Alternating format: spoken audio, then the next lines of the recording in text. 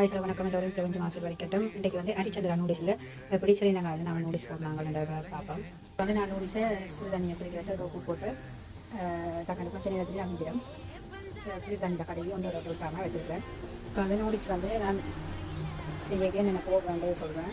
இது வந்து வாசத்துக்காக சும்மா எடுத்து வச்சுக்கிறேன். கொஞ்சம் கருவாப்பட்டை, கராம்பு, ஏலக்காய், வெங்காயத்துக்கு உப்பு மிளகாய் கொஞ்சம் போட்டு பிளேட் வச்சுக்கணும் பொரிக்கிறதுக்கு.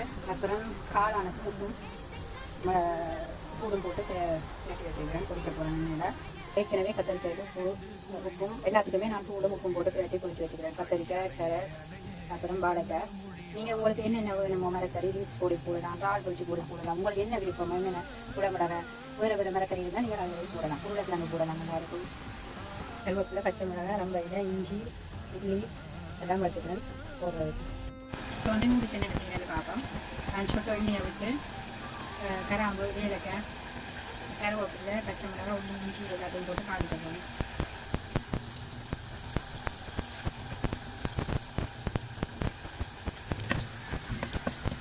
இது சும்மா வாசத்துக்கு போட்டுருவோம்.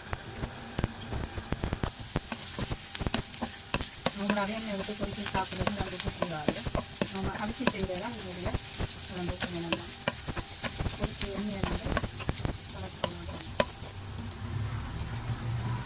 இப்போ வந்து கொஞ்சம் நல்ல வாசம் வருது.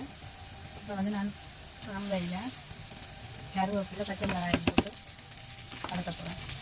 நல்லா பச்சை மிளகாயை கொஞ்சம் வதங்க விட்டால் டேஸ்ட்டாக இருக்கும். பச்சை மிளகாய் போட்டால் நல்லா டேஸ்ட்டாக இருக்குங்க. இப்போ சுட்டு பச்சை மிளகாய் வதங்கிட்டு இனி பொரிச்ச எல்லாத்தையும் இதுக்குள்ளே போட்டு கொஞ்சம் அவிய விட போகிறேன். எல்லா பொரிச்ச மரக்கறியும் உண்டா போட்டு கிளறிட்டு சொட்டு உப்பும் தூளும் போட்டு நல்லா கிண்டி போட்டு தேவையான அளவு எடுத்து நூடிஸுக்கு தரப்போகிறேன். எப்போவுமே எண்ணெயில் பொரிச்சு செய்கிற சாப்பாடு வந்து நல்ல டேஸ்ட்டாக இருக்கும். ஆனால் உடம்புக்கு பயங்கர கூடாது. இப்போ வந்து தூள் உப்பம் போட்டு நல்லா வதங்க விட்டுட்டேன். இது எனக்கு தேவையான அளவு மட்டும் கிளி வச்சுட்டு தேவையானதை மட்டும் தட்டி கழிட்டுட்டு மிச்சத்தை கிளி கட்டுறேன்.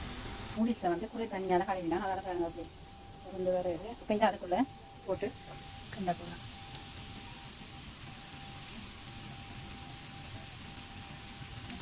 வடிவாக கிண்டோணுங்க. நல்லா எல்லா நூடில்ஸ்லையும் சேர்த்த மாதிரி கிளறி விட்டுட்டு இனி எடுத்து சாப்பிட வேண்டியதான். இது மாதத்தில் ஒரு சாப்பிடலாம். நல்லா சாப்பிட்டீங்கன்னா உங்களை நம்ம ஊற்றுவாங்க. நீங்கள் அவிச்சு போட்டு சாப்பிடுங்க. நீங்கள் சாப்பிடலாம். அடிக்கடி நூடில்ஸ் எப்படி வந்திருக்குன்னு சொல்ல தேவையில்லை. எப்போவுமே உடம்புக்கு கீடானது எப்போவுமே டேஸ்ட்டாக ருசியாக தானே இருக்கான். ஓகே, பிடிச்சிருந்தா இப்போ அதை இருந்து செய்து பாருங்கள். பாய் பாய்.